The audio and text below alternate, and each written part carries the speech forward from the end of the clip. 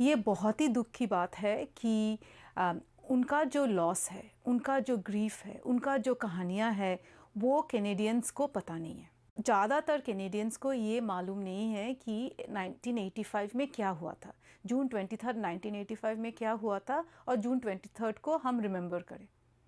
ਮੈਕਮਾਸਟਰ university ਵਿੱਚ professor ਚੰਦਰਿਮਾ ਚੱਕਰਵਰਤੀ university ਦੇ ਸਹਿਯੋਗ ਨਾਲ 에ਅਰ ਇੰਡੀਆ ਫਲਾਈਟ 182 ਦਾ ਇੱਕ ਪੂਰਾ ਲੇਖ ਤਿਆਰ ਕਰ ਰਹੇ ਨੇ, ਜਿਸ ਵਿੱਚ ਇਸ ਘਟਨਾ ਨਾਲ ਸੰਬੰਧਿਤ ਮਹੱਤਵਪੂਰਨ ਦਸਤਾਵੇਜ਼, ਸਰਕਾਰੀ ਪੱਤਰ, ਅਖਬਾਰਾਂ ਵਿੱਚ ਛਪੇ ਲੇਖ, ਮੈਗਜ਼ੀਨ ਅਤੇ ਫੋਟੋ ਇਕੱਠੇ ਕਰਕੇ ਫਿਜ਼ੀਕਲ ਅਤੇ ਡਿਜੀਟਲ ਰੂਪ ਵਿੱਚ ਸਾਂਭੇ ਜਾ ਰਹੇ ਨੇ, ਜਿਸ ਦਾ ਉਦੇਸ਼ ਇਸ ਦੁਖਾਂਤ ਨੂੰ ਕੈਨੇਡੀਅਨ ਆਵਾਮ ਦੀ ਚੇਤਨਾ ਵਿੱਚ ਸ਼ਾਮਲ ਕਰਨਾ ਹੈ। ये जो आर्काइव है, इसमें कोशिश ये है कि जो भी फैमिलीज़ अपना स्टोरीज़ शेयर करना चाहता है, जो भी फैमिलीज़ डोनेशंस आर्काइव में देना चाहते हैं, हम वो लेने के लिए तैयार है। मतलब ये है कि कोई एक फैमिली को हम लोग डोमिनेंस नहीं दे रहे। We will see different understandings of this grief है, डिफरेंट वेज जैसे फैमिली ये ग्रीफ के साथ कोप किया है या कोप नहीं कर पाया है। तो सारे जो डिफरेंट एक्सपीरियंसेस है, तरह तरह की एक्सपीरियंसेस हम कैप्चर करना चाह रहे हैं थ्रू दी आर्काइव। ਪ੍ਰੋਫੈਸਰ ਚੱਕਰਵਰਤੀ ਨੇ ਦੱਸਿਆ ਕਿ ਇਹ ਬਹੁਤ ਹੀ ਮਹਿੰਗਾ ਅਤੇ ਲੰਮਾ ਚੱਲਣ ਵਾਲਾ ਪ੍ਰੋਜੈਕਟ ਹੈ, ਜਿਸ ਵਿੱਚ ਮਹੱਤਵਪੂਰਨ ਦਸਤਾਵੇਜ਼ਾਂ ਤੋਂ ਇਲਾਵਾ ਉਹ ਪਰਿਵਾਰਾਂ ਵੱਲੋਂ ਅਲੱਗ-ਅਲੱਗ ਵਸਤਾਂ ਦੇ ਰੂਪ ਵਿੱਚ ਸਾਂਭੀਆਂ ਯਾਦਾਂ ਨੂੰ ਵੀ ਇਕੱਠਾ ਕਰ ਰਹੇ ਨੇ। ਉਹਨਾਂ ਦੱਸਿਆ ਕਿ ਇਹ ਬਹੁਤ ਹੀ ਮੁਸ਼ਕਲ ਅਤੇ ਭਾਵਨਾਤਮਕ ਕੰਮ ਹੈ।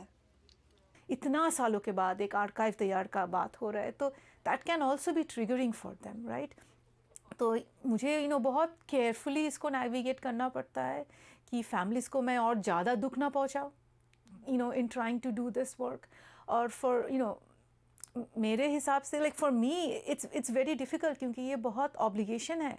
फैमिलीज़ जो चीज़ें अपने घर में 40 साल से 30 साल से रखे हुए हैं, वो मुझे वो सब समर्पण कर रहा है, तो उसको कैसे प्रिजर्व करूँ, कैसे ऑनर करूँ, तो इट्स अ ह्यूज बर्डन।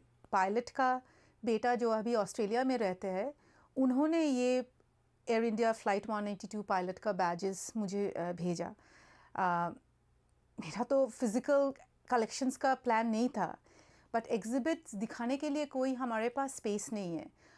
तो बाकी फैमिलीज़ जो ऑफ़र कर रहे हैं फ़िज़िकल डोनेशंस के लिए, जैसे एक फैमिली मेम्बर बोले कि उनका माँ का लास्ट साड़ी है जो वो डोनेट करना चाहते हैं, तो मैं बोला कि मुझे प्लीज़ मत भेजो, क्योंकि उसको प्रिजर्व करने के लिए, उसको देखभाल करने के लिए हमारे पास रिसोर्सेज नहीं है। सो जब तक एक फ़िज़िकल स्पेस नहीं है, जब तक उस मटेरियल्स को हम ठीक से ऑनर नहीं कर पाएंगे, वो तो हम नहीं ले सकते, वो एथिकल नहीं होगा। ਪ੍ਰੋਫੈਸਰ ਚੱਕਰਵਰਤੀ ਆਪਣੇ ਇਸ ਪ੍ਰੋਜੈਕਟ ਰਾਹੀਂ ਰਵਾਇਤੀ ਆਰਕਾਈਵਜ਼ ਨੂੰ ਵੀ ਚੁਣੌਤੀ ਦੇ ਰਹੇ ਨੇ। ਉਹ ਇਹ ਸਵਾਲ ਕਰ ਰਹੇ ਹਨ ਕਿ ਕੋਈ ਰਾਸ਼ਟਰ ਕਿਸ ਤਰ੍ਹਾਂ ਆਪਣੀਆਂ ਕਹਾਣੀਆਂ ਸੁਣਾਉਂਦਾ ਹੈ ਅਤੇ ਕਿਹੜੀ ਤਰਾਸਦੀ ਦੇਸ਼ ਦੇ ਇਤਿਹਾਸ ਵਿੱਚ ਸ਼ਾਮਲ ਕੀਤੀ ਜਾਂਦੀ ਹੈ ਅਤੇ ਕਿਸ ਨੂੰ ਨਜ਼ਰਅੰਦਾਜ਼ ਕਰ ਦਿੱਤਾ ਜਾਂਦਾ है। उन्होंने जो बेयर किया है इतने साल, वो स्टोरीज़ को सेंटर करने का कोशिश है।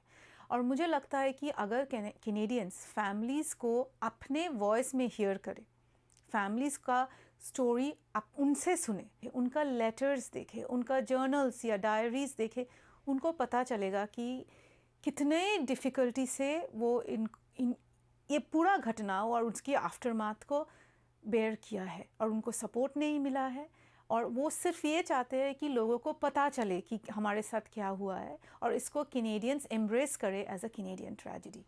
ਕੈਨੇਡਾ ਅੰਦਰ 23 ਜੂਨ ਨੂੰ ਅੱਤਵਾਦ ਦੇ ਪੀੜਤਾਂ ਦੀ ਯਾਦ ਵਿੱਚ ਰਾਸ਼ਟਰੀ ਦਿਵਸ ਵਜੋਂ ਮਨਾਇਆ ਜਾਂਦਾ ਹੈ। ਇਸ ਵਾਰ ਕਨਿਸ਼ਕਾ ਕਾਂਡ ਨੂੰ ਵਾਪਰੇ 40 ਸਾਲ ਹੋ ਗਏ ਨੇ। ਪ੍ਰੋਫੈਸਰ ਚੱਕਰਵਰਤੀ ਮੰਨਦੇ ਹਨ ਕਿ ਲੋਕਾਂ ਅੰਦਰ ਇਸ ਘਟਨਾ ਸੰਬੰਧੀ ਜਾਗਰੂਕਤਾ ਨੂੰ ਫੈਲਾਉਣ ਲਈ ਸਰਕਾਰ ਅਤੇ ਮੀਡੀਆ ਨੂੰ ਆਪਣੀ ਜ਼ਿੰਮੇਵਾਰੀ ਨਿਭਾਉਣੀ ਚਾਹੀਦੀ ਹੈ ਅਤੇ ਇਸ ਵਿਸ਼ੇ ਨੂੰ ਸਕੂਲਾਂ ਦੇ ਪਾਠਕ੍ਰਮ ਦਾ ਹਿੱਸਾ ਬਣਾਉਣ ਸੰਬੰਧੀ ਕੋਸ਼ਿਸ਼ ਜਾਰੀ ਰੱਖਣੀ ਚਾਹੀਦੀ ਹੈ।